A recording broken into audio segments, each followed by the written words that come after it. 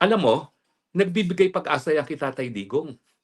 Dahil sa tindi ng sanctions ng Amerika ngayon sa ICC, I think it is a matter of time na talagang makikripol ang operation ng ICC. Sa likod ng ingay tungkol sa ICC, may isang pangyayari ngayon na halos hindi binibigyang pansin ng mainstream media. May mga ulat na na-freeze ang bank accounts, nakansela ang mga visa at nagreklamo na mismo ang ilang taga-kanluran. Tanong ngayon, sino ang tinatamaan ng mga sanksyon ng Amerika? At ano ang epekto nito sa kaso ni FPRRD? Sa video na to, pag-uusapan natin kung bakit sinasabi ng ilan na posibleng mapilay ang ICC at kung bakit may nagsasabing nagbabago na ang ihip ng hangin. Tapusin niyo ito, kayo ang huhusga. Sa gitna ng patuloy na usapin tungkol sa ICC, may isang mahalagang detalye na ngayon lang mas napag-uusakan, ang epekto ng matitinding sanksyon ng Amerika sa operasyon ng ICC mismo. Ayon sa mga ulat, ilang individual mula sa kanluran na may kaugnayan sa ICC ang nagrereklamo na umano'y na-freeze ang kanilang mga bank account, habang ang iba naman ay nakansera ang kanilang mga visa. Para sa mga kritiko, hindi ito simpleng administrative action. Ito raw ay malinaw na pressure tactic na maaaring magpahina sa kakayahan ng ICC na gumalaw. Dito pumapasok ang mas malaking talong.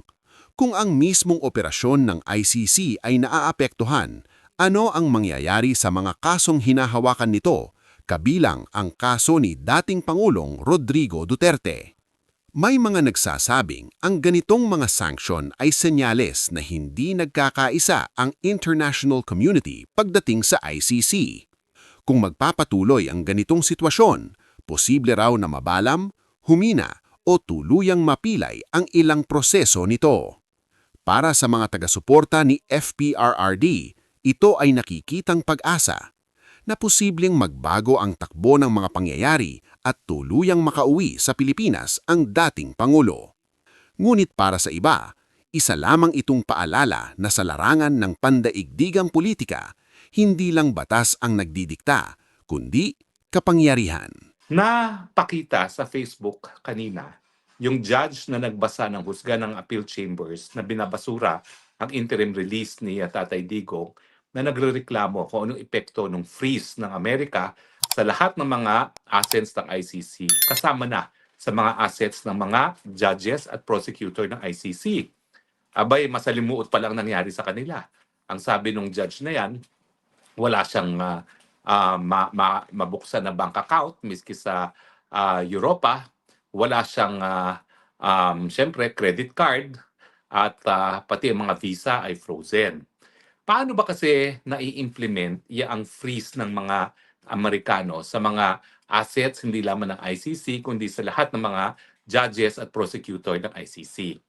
Well, alam niyo sa larangan ng international law, kontrobersyal itong unilateral sanctions na ini-impose ng iba't ibang bansa. No? Bakit siya kontrobersyal?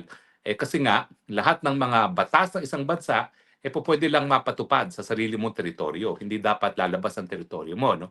Pero itong ginagawa ng Amerika, unang-una niyang ginawang sanctions ay yung trading with Cuba. Bawal mag-trade sa Cuba. No? Tapos ngayon naman, ito nga, nagkaroon ng sanctions laban sa pondo ng ICC at sa lahat ng mga opisyales ng ICC, kasama na yung prosecutor at ang mga huwes. So paano ba na-implement yan? Well, theoretically, dapat yan sa Amerika lang napapatupad. Pagdating sa ICC, wala naman sila mga account sa Amerika. Pwede bang walang epekto yan? Hindi rin.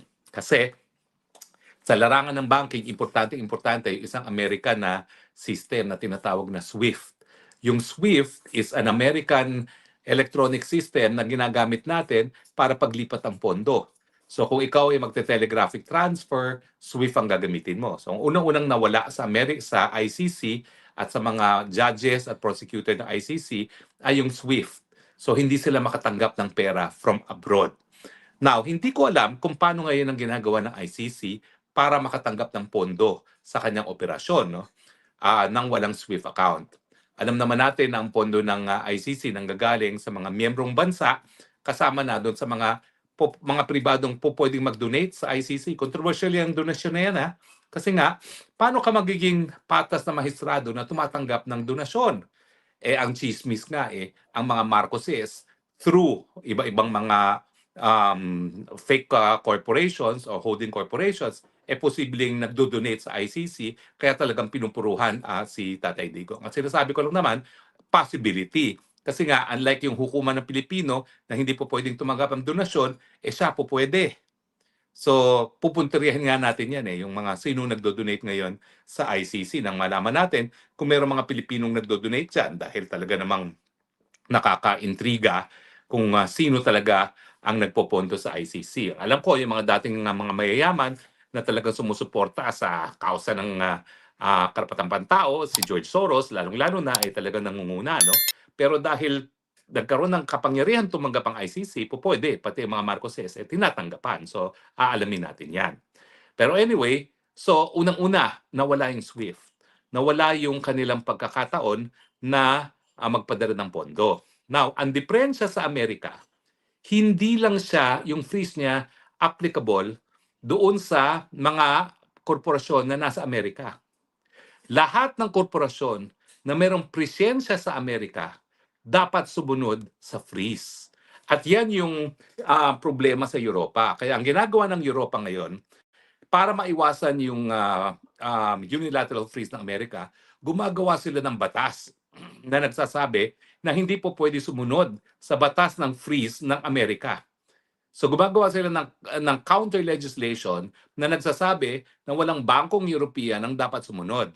Ang problema, miski may ganyang batas sa Europa, ang Amerika naman, ang kanyang construction ng kanyang freeze order ay hindi lang sa mga Amerikano, lahat ng korporasyon na merong negosyo sa Amerika.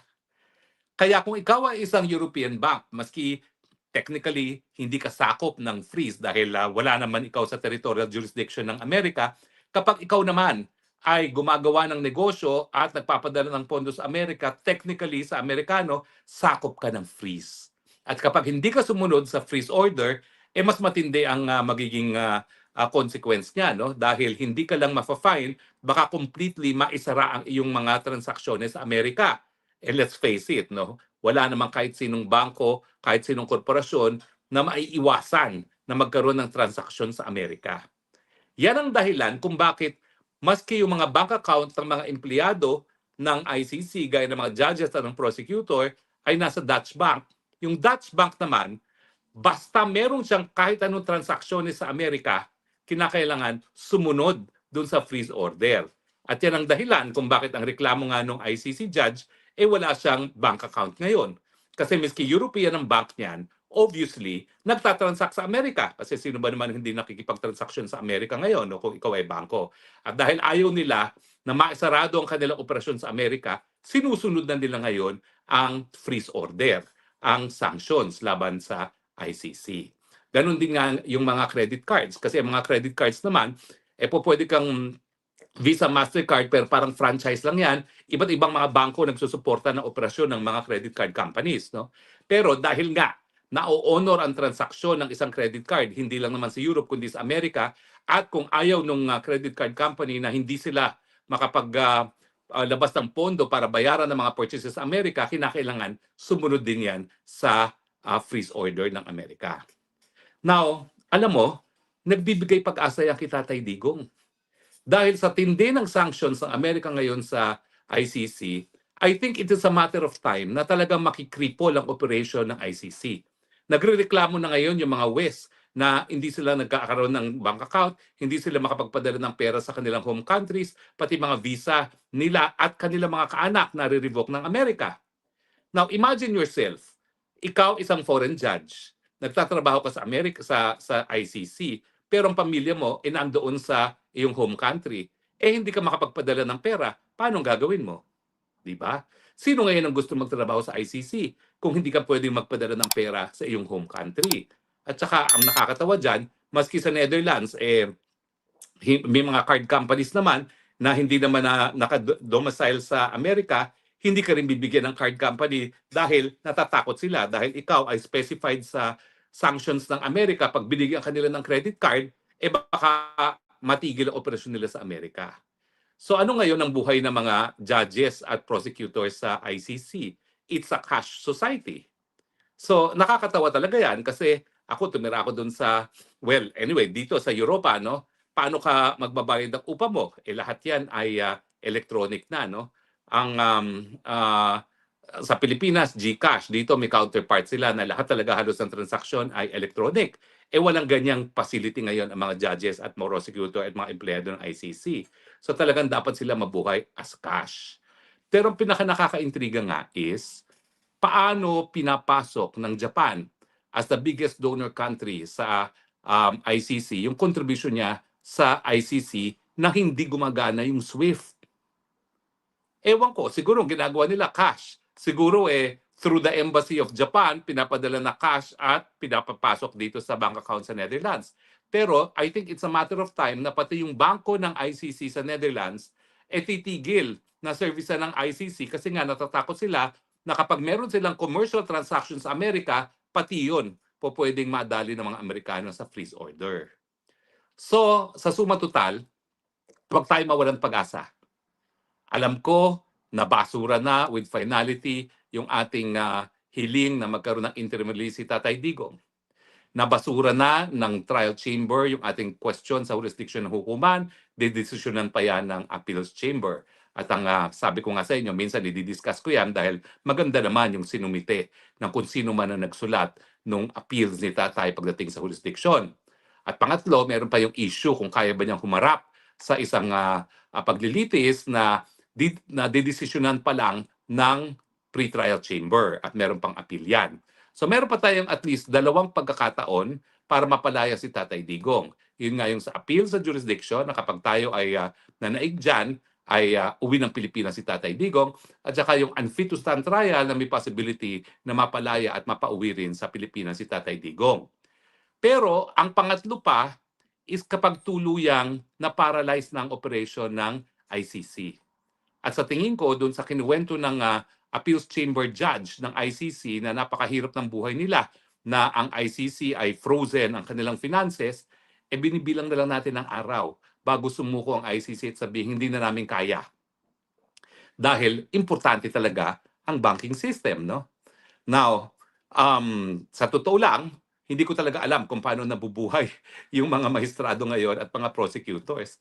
Dahil ako, miski ako is asylum seeker, kahit paano meron akong access to the banking system. No? Binibigyan talaga kami ng karapatan na magbukas ng bank account. Dahil kung wala kang bank account, wala ka talagang buhay dito sa Europa. They are moving towards a cashless society na pati sa bus, hindi ka talaga makakasakay na kahit anong bus, kahit anong sinong tren, kung wala kang credit card na itatap. No? Everything is electronic. So, sa tingin ko nga, ang isa pang pangatlo na posibilidad, dahil nga sa sanctions ng Amerika, tuluyan na magsasara ang ICC dahil hindi nila masusustain ang operations na on a cash basis. Kung meron pa silang matatanggap na cash, kasi yung mga kontribusyon ng mga member countries, hindi makakapasok dahil hindi yan makakadaan sa SWIFT system nga, no, na still American-owned. Ang nakakatawa nga doon sa sabi ng judge, pati ba naman computer program, wala sila. Dahil ang computer program, Google. So ang ginagamit nila, pati sa email, is Proton, hindi na Google. At napakahirap talaga ng buhay nila. Talaga namang nagpupursige lang sila para magpatuloy. No? Pero yan po ay isang, kumbaga, pag-asa ni Tatay Digong na dahil nga hindi na po kakayaning mag-operate ng ICC dahil sa sanction ng Amerika, kinakailangan pauwiin na siya. Dahil kung hindi naman siya talaga mahahatulan at hindi na po pwedeng gumana ang hukuman, siyempre, labag naman sa karapatang pantao na patuloy siyang ikulong. Kaya nga po, sinasabi ko, at kami naman na wala na kaming ginawa dito kay Tatay Digong, kundi dasal, dasal, dasal, dasal, at nagagalak naman ako na iba pang mga Pilipino ay sumunod sa aming yapak at nagdadasal na lamang, pagpatuloy po natin ang pagdasal. Dahil we do not know. God works in mysterious ways. Merong dahilan kung bakit siguro pinayagan ni Panginoon na makidnap si Tatay Digong dito sa Hague. Pero sa aking pananaw, siguro ang dahilan dyan para nga magkaisa ang taong bayan para yung mga nagdududa pa kung tama ba na magpatuloy pa sa pwesto ang Marcos administration, talagang magising sa katotohanan na malaking pagkatraidor sa pagiging Pilipino at sa soberenya ng Pilipino ang ginawang pagkikidnap kay Tatay Digong diyan papunta sa dito sa Hague. Kaya ang aking sinasabi, God has a purpose. Perhaps it is to unify us at tayo naman talaga ay nagkaisa na para ipakita na taksil talaga sa sambayan ng Pilipino ang mga Marcoses at yung kanilang mga aliado na nanghidnap kay Tatay Digong at siguro para nga mapabilis pa ang pagiging presidente ni VP Sara. Dahil ang aking tingin, kung hindi natin isisisante itong Marcos Jr. na ito before 2028, hindi mananalo ang kalaban ng Marcos Jr. dahil hawak-hawak ng mga Marcoses ang makina na magbibilang ng boto. Bukod pa doon sa gobyerno mismo, kung hindi natin masisisante na mas maaga itong Marcos Jr. No? At yung pagsisisante naman, karapatan natin yan. Huwag kayong matakot. Hindi po yan incitement to sedition. Ang pagsisisante, dahil ang isang presidente ay hindi na kayang katungkulan, ayan po ay talagang tunay sakop ng kapangyarihan ng taong bayan bilang tunay na soberenya sa isang bansa gaya ng Pilipinas. So mga kaibigan, meron pa tayong mga pag-asa na talaga mapauwi si Tatay Digong. Number 1, desisyon ng Appeals Chamber na wala lang jurisdiction ang ICC dahil nagsimula ang preliminary investigation na hindi na tayo miyembro ng ICC. Yan ang pinakamalakas. Pangalawa, mananaig tayo sa pre-trial chamber na wala na sa tamang pag-iisip ang Tatay Digong para tumayo sa isang paglilitis. Ang resulta dyan, at least, matitigil ang paglilitis at sa aking tingin, yan ay sapat na dahilan para nga mapalaya si Tatay Digong.